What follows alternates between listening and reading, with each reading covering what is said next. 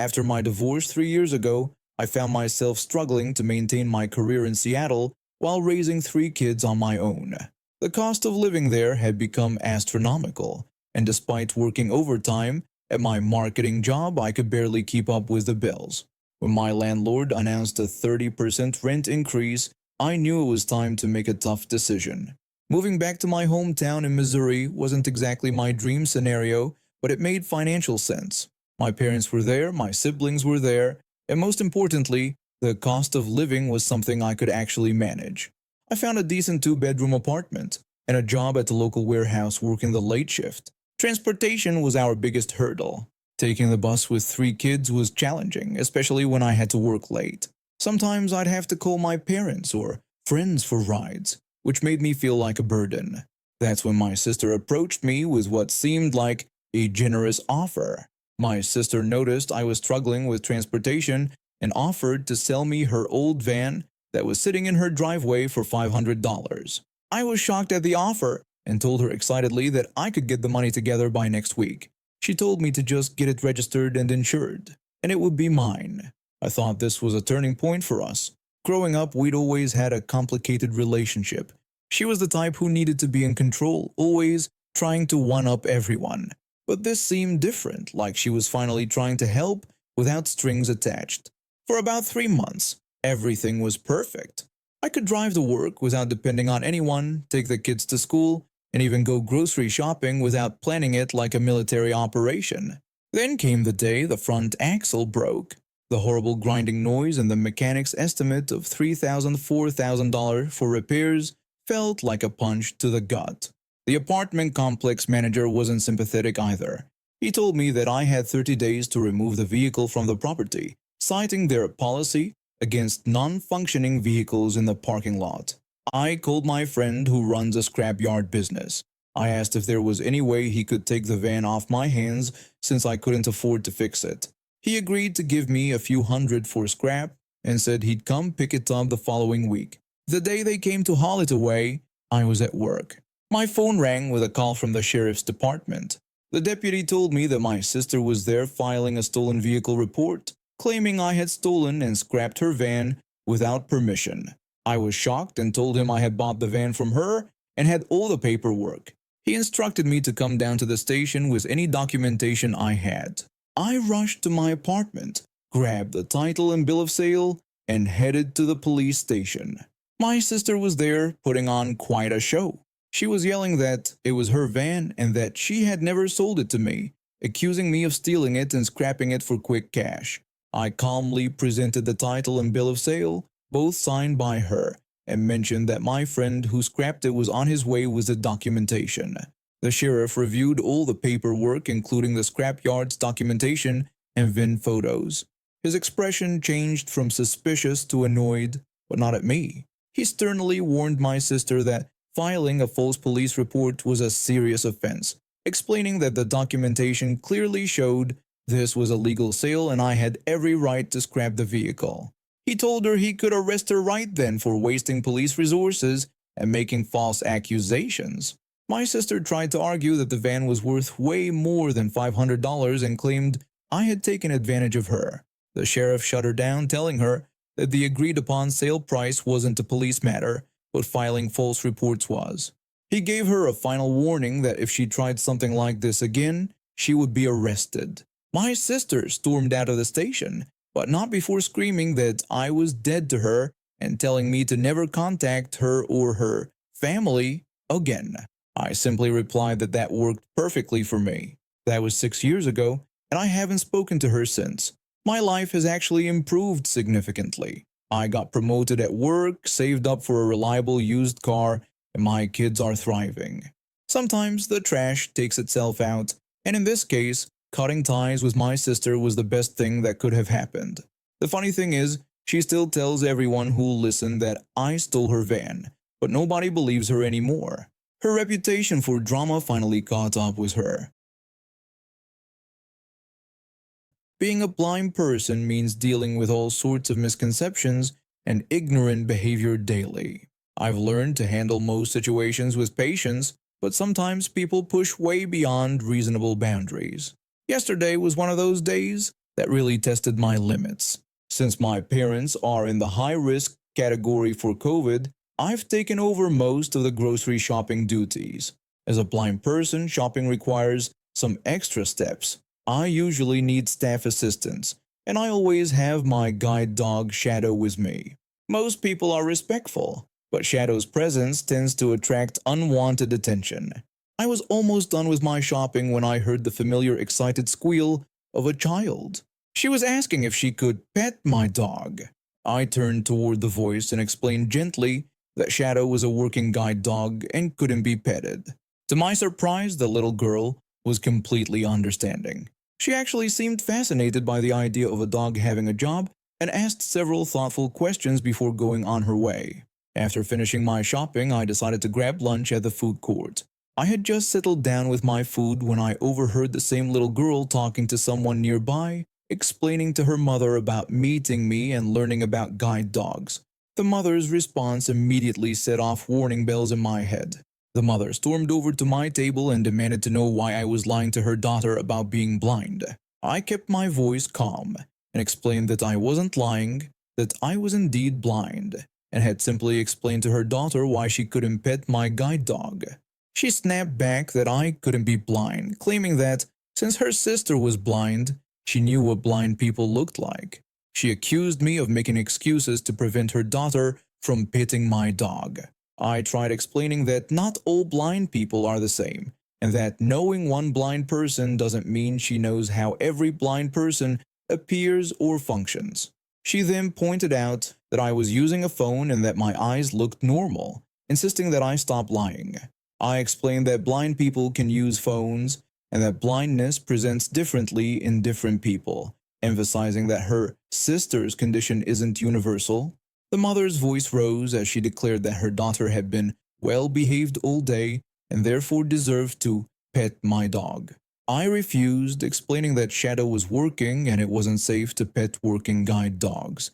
She then shrieked that she was getting security and threatened that I'd better be gone when she returned. I continued eating my lunch, thinking she was just making empty threats. About 5 minutes later, I heard her stomping back with a security guard in tow. She announced to the guard that I was pretending to be blind to keep my dog in the building. The security guard asked if Shadow was a service dog, and I confirmed that he was my guide dog, offering to show documentation if needed. The guard hesitantly asked if I could prove I was blind. I questioned how I could possibly prove that and why I should have to. The mother interrupted, pointing out that my eyes weren't cloudy like she thought blind people's eyes should be. Growing frustrated, I explained that not all blind people have cloudy eyes and requested that he ask her to leave me alone. The guard uncomfortably suggested that since she had a blind sister, maybe she knew something about it. Before I could respond, I felt someone grab Shadow's harness handle. The mother had seized it, yanking him toward her daughter, while shouting that now I had to let her daughter pet him. I panicked. Taking my guide dog's harness is like stealing someone's eyes. I started screaming for help. A second security guard rushed over and asked what was happening. I explained that she was taking my guide dog and pleaded for help. The second guard ordered her to let go of the dog immediately. She refused, claiming I was faking and that the first guard had given her permission. The first guard quickly denied this claim. The second guard pried her hands off Shadow's harness. I immediately commanded him to lead me to the exit, my heart pounding. Behind me, I could hear the mother screaming and the guard radioing for backup. I called the police from outside and waited. When they arrived, they reviewed the security footage. The mother didn't just get arrested for harassing me and interfering with my service dog. She earned herself an extra charge by taking a swing at one of the officers who tried to escort her out. Later that evening, I learned she'd also been banned from the shopping center permanently. The store manager called to apologize and offered me a gift card, but more importantly, they promised to implement better training for their security staff about service dogs and disabilities. I've always loved spending time at my parents' house, especially during spring break from high school. We have this beautiful property with an open field where we keep some beehives. It's peaceful, except when entitled neighbors try to cause trouble. This whole mess started on a rainy Wednesday. My brother was visiting our parents, and being the helpful person he is, decided to get the mail before parking. He drives this small red Ford truck our parents gave him for work. Nothing fancy, but it gets the job done. The only problem is our mailbox sits at the opposite end of this huge field from our house, and when it rains, that field turns into a mud pit. I was hanging out on the porch when I saw my brother's truck get stuck in the mud.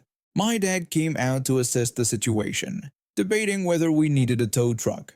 My brother, always the problem solver, suggested we could shovel some gravel from the driveway to give the tires traction. While they went to get the wheelbarrow, I stayed by the truck enjoying my music. That's when this guy in a white Chevy SUV showed up at the far end of the field. He stormed over to me, his face red as a tomato, sporting this thick southern accent that made him sound like a cartoon character.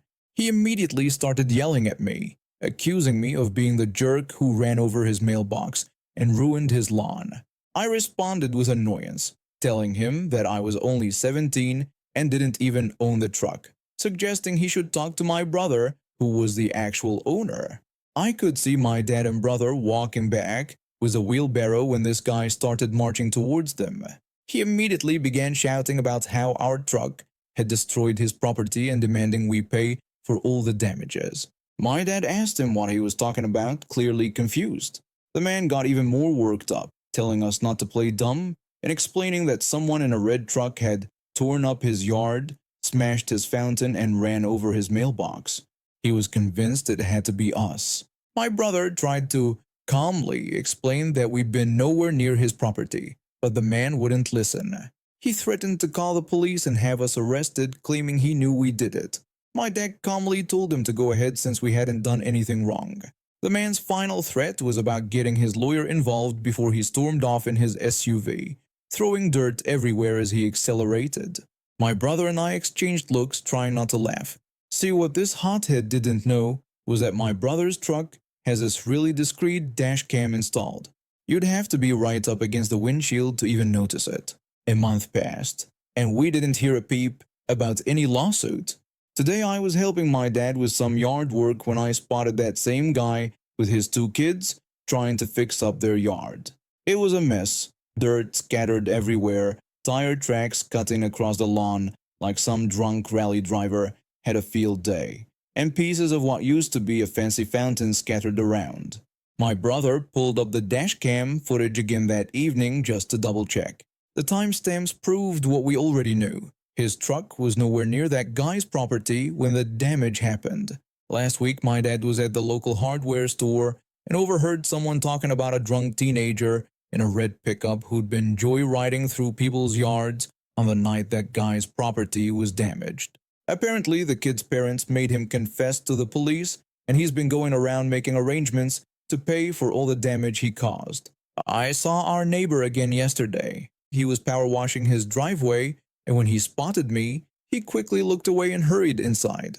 I guess it's harder to make false accusations when the real culprit has been caught. My brother wanted to go over and show him the dashcam footage just to rub it in, but my dad suggested that letting him stew in his embarrassment was punishment enough. After my spouse passed away last year, I couldn't bear staying in our old house anymore. Every corner held memories that were just too painful to face daily. I decided to use the life insurance money to buy a smaller place in a quiet suburban neighborhood about an hour away from the city. The house wasn't huge, but it had this gorgeous backyard with mature trees and a well-maintained garden. Exactly what I needed for my healing journey. The first week was peaceful. I spent most of my time setting up my home office. I work as a remote software developer and tending to the garden. Everything seemed perfect until I noticed a large golden retriever running around my yard one morning while I was having my coffee on the back porch. At first I thought it was a stray, but then I heard someone calling from next door. The neighbor called out to me, telling me not to mind Duke, saying he just loves my yard. I walked over to my fence to see a woman in her mid-40s wearing expensive workout clothes and holding a cup of coffee. I asked if this was her dog, and she enthusiastically confirmed it was, gushing about how much he adores my space. I politely told her that while I appreciated that, I'd prefer if the dog stayed in her yard. She immediately protested, explaining that their yard was too small and pointed out all the space I had. She insisted that Duke needed his exercise and that my yard was perfect for him. When I reminded her this was my private property, she had the nerve to call me selfish, pointing out that I was living there alone anyway and questioned what harm sharing would do. I was taken aback by her entitlement but tried to remain polite. I apologized but told her she needed to keep her dog in her own yard, explaining that I was planning to plant more flowers and didn't want them destroyed. She just scoffed and walked away without responding. The next day, I came home from grocery shopping to find a doghouse being constructed in my yard. The neighbor's husband was actually building it right next to my favorite apple tree. When I asked what he thought he was doing, he casually explained that his wife had mentioned Duke needed a shaded spot in my yard for his afternoon naps. I immediately told him I never agreed to this and demanded he remove it immediately. His wife shouted from over the fence, telling me not to be ridiculous because they had already bought all the materials, and tried to convince me by saying it matched my house's color scheme perfectly. I told them I didn't care if it was made of gold. This was my property and they were trespassing. The husband tried to reason with me, saying Duke was already attached to my yard. I was furious, but decided to handle this legally. I called the police department's non-emergency line and reported the trespassing. An officer came by and made them remove the doghouse, but my neighbors were livid. For the next week, they kept accidentally leaving their gate open so Duke could wander into my yard. I installed security cameras and documented every incident. I also filed complaints with the homeowners association and the city about their failure to control their pet. Last Saturday, I woke up to the sound of music and chatter. When I looked out my window, there were bouncy castles, tables with food, and about 30 people in my backyard. They had decorated my trees with balloons and streamers, and there was a large banner that read, "Happy 3rd Birthday, Duke." I immediately called the police while recording everything on my phone. When officers arrived, my neighbor had the audacity to act surprised. She tried to justify their actions by saying they just assumed it would be fine since I never used the yard anyway, and that Duke loves it there. The police officer told her this was trespassing and that they needed to remove everything immediately. She tried to protest, whining about how they had already paid the caterer and all their guests were there. I simply told her that wasn't my problem. The police made everyone leave, and I pressed charges for trespassing. But I didn't stop there. During all of this chaos, I had been in contact with my lawyer, documenting every incident. We filed a lawsuit for continuous harassment and trespassing. The court ordered them to pay for damages to my yard. Their dog had destroyed several flower beds, mandated the installation of proper fencing at their expense, and issued a restraining order that prevented both them and their dog from entering my property. The homeowners association fined them heavily for multiple violations, and they ended up selling their house 3 months later. I now have peaceful neighbors who respect boundaries, and my garden has never looked better. I even adopted a cat who loves watching the birds from my porch in my dog-free yard.